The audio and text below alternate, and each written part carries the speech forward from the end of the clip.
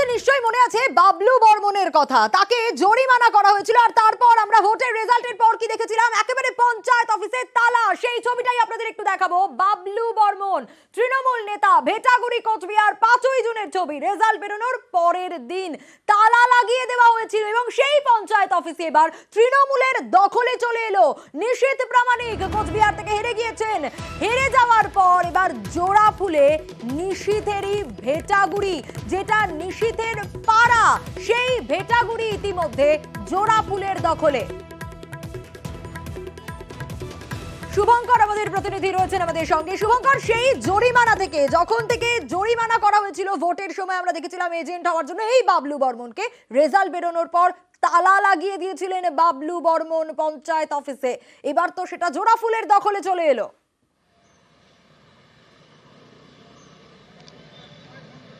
একদমই সোনিয়া, দেখো ভেটাগুড়ি নিশীথ প্রামাণিকের গড় ভেটাগুড়ি, এখানে দুটি গ্রাম পঞ্চায়েত রয়েছে, ভেটাগুড়ি 1 ও ভেটাগুড়ি 2।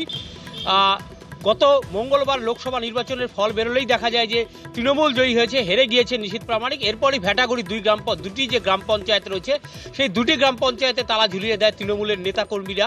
এবং এরপর আজ সকালে যেটা দেখা যাচ্ছে, ভেটাগুড়ি 2 গ্রাম পঞ্চায়েতের 9 জন পঞ্চায়েত সদস্য, উপপ্রধান সহ 9 জন পঞ্চায়েত সদস্য, নতুন যিনি সাংসদ জগদীশ বর্মা বসুনিয়া, তার হাত ধরে তারা তৃণমূলে যোগ দেয়। পাশাপাশি দুপুরবেলা ওই ভেটাগুড়ি 2 গ্রাম পঞ্চায়েতের প্রধান পিঙ্কি দে সরকার, তিনিও তৃণমূলে যোগ দেন। এর ফলে ভেটাগুড়ি 2 গ্রাম পঞ্চায়েতের যেটি 18টি আসন ছিল, এখানে বিজেপি ছিল 12টি, তৃণমূল 6টি।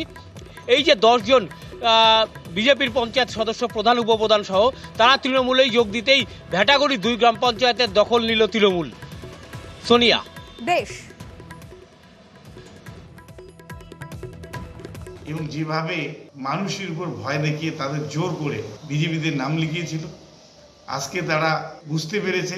উপপ্রধান সহ 9 জন বিজেপির পঞ্চায়েত সদস্য তারা এসে আমার কাছ থেকে, আমার হাত থেকে তারা তৃণমূল কংগ্রেসে যোগ দিলেন। বলছি না, আমরা 9 জন পঞ্চায়েত সংখ্যাগরিষ্ঠ হলে আগামী দিনের সমস্ত কিছু আমরা প্রধানকে বাধ্য করব, সে তার পদ থেকে পদত্যাগ করে পুনরায় সেখানে প্রধান গঠন করব খুব তাড়াতাড়ি। আমরা জনগণের প্রতিনিধি, আমরা জনগণ যেদিকে থাকবে আমরাও সেই দিকে থাকব এবং জনগণকে নিয়ে, এমপি সাহেবকে নিয়ে আমরা আগামী দিনে ভেটাগুড়ি 2 নম্বর অঞ্চলকে উন্নয়নের জোয়ারে পৌঁছে দেওয়ার লক্ষ্যে আজকে আমরা আমাদের নবগত এমপি সাহেবের কাছে হাত দিয়ে আমরা পতাকা নিয়ে আমরা তৃণমূল পার্টিতে জয়েন করলাম।